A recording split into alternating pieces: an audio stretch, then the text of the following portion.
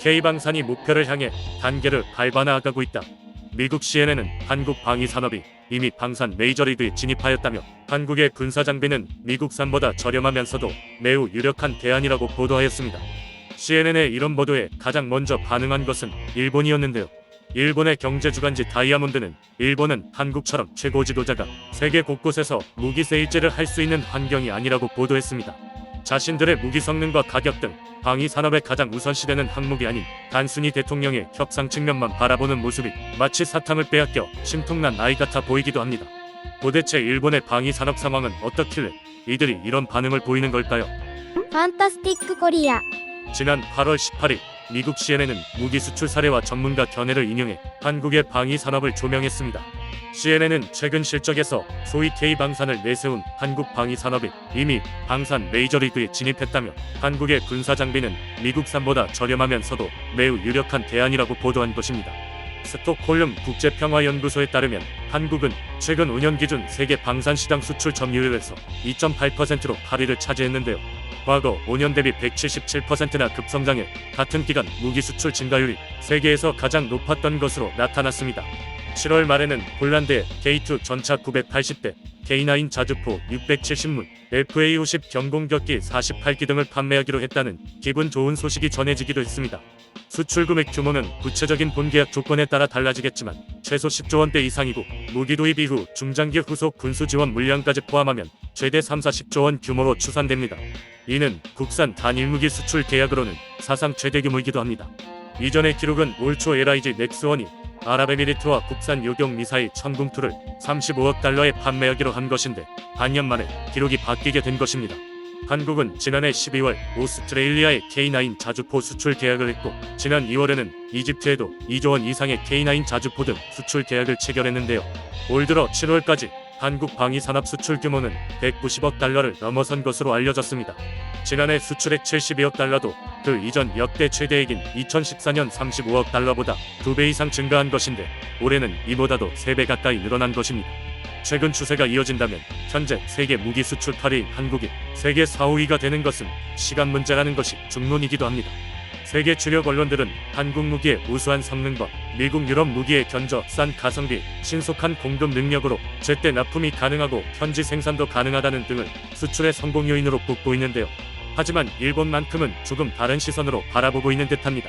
최근 K방산이라고 불릴 정도로 전 세계가 한국 방산에 주목하자 이와 관련해 일본에서는 한국 방위 산업과 지지부진한 자국 방위 산업을 비교하는 기사를 잇따라 내보내고 있습니다. 일본 자위대 전 간부는 경제주간지 다이아몬드를 통해 무기 수출 3원칙이 완화됐다고 해도 일본은 수십 년 넘도록 그 틀에 갇혀 있었다.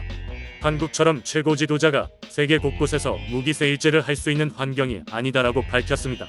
무기 수출 3원칙이란 전범국 일본이 전쟁 패배 후 평화제 노선을 강조하기 위해 1967년 공산권과 분쟁 지역의 무기 수출을 사실상 금지하는 법안을 공식화한 것인데요. 급성장하는 한국의 방산 수출을 바라보며 본인들의 방산 수출 부진을 단순히 대통령 세일제 측면으로만 해석하려고 하는 것입니다. 일본은 2014년 국내외 정세 변화에 따라 무기 수출 3원칙을 47년 만에 개정하며 수출의 물꼬를 텄지만 개정 이후 지난 8년간 실적은 2020년 미쓰비시 전기가 필리핀에 감시 레이더를 수출하기로 했던 단 한 건에 그치고 있습니다. 이유는 일본 방산 기업들이 수출 계약 달성에 실패를 거듭 해오고 있기 때문입니다. 호주와 소류급 잠수함 수출 계약 협상 도중 자위대가 기술 해외 이전에 난색을 보인 데다 기업도 수출 투자에 소극적인 태도로 임해 계약이 무의로 돌아갔고 인도와는 군함비 행정 US조 계약 성공에 근접했지만 일본 측이 현지 생산 조건을 받아들이지 못하면서 결국 협상이 결렬됐었습니다. 또한 영국 뉴질랜드에 T1 초계기 수출 협상을 진행했지만 뉴질랜드가 미국 해군의 PA 초계기 쪽으로 마음을 바꾸는 등 계약이 연이어 불발되어 왔습니다. 경제주간지 다이아몬드는 한국 방위 산업이 발전하게 된 요인으로 북한의 위협에 따른 높은 국방비 지출과 별도로 방위 산업을 국가적으로 전폭 지원해왔기 때문이라는 주장도 하였는데요. 거기에 더해 방산 기업들의 마케팅 전략 또한 뛰어나다는 점을 지목하며 최근 폴란드, 이집트의 K9 자주포 수출 계약을 따낸 한화에 주목했습니다. 한화는 처음에 K9 자주포 전체 도입에 부담을 느끼는 폴란드 측을 배려하여 K9 차체만을 제공해 폴란드군이 기존에 사용하던 포신과 조립해 무기를 운용할 수 있도록 했습니다.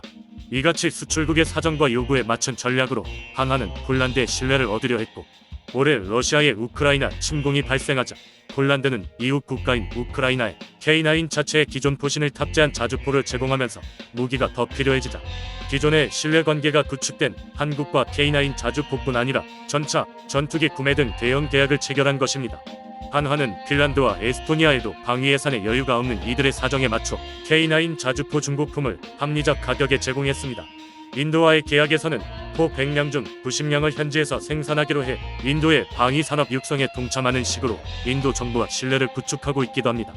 일본 언론은 현 상황을 과거 삼성과 LG가 과감한 투자와 현지화 마케팅 전략 등으로 일본 가전과 반도체 기업들을 앞질러 세계 시장을 석권한 것에 비교하고 있습니다.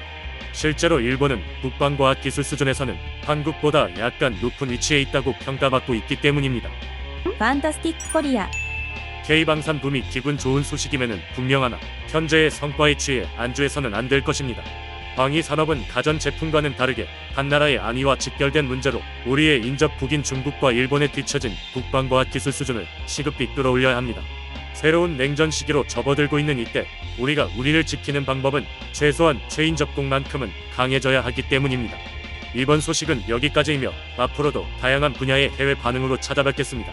격려의 의미로 구독과 좋아요를 눌러주신다면 영상 제작에 큰 힘이 됩니다. 시청해주셔서 감사드리며 오늘도 좋은 일만 가득하시길 바랍니다.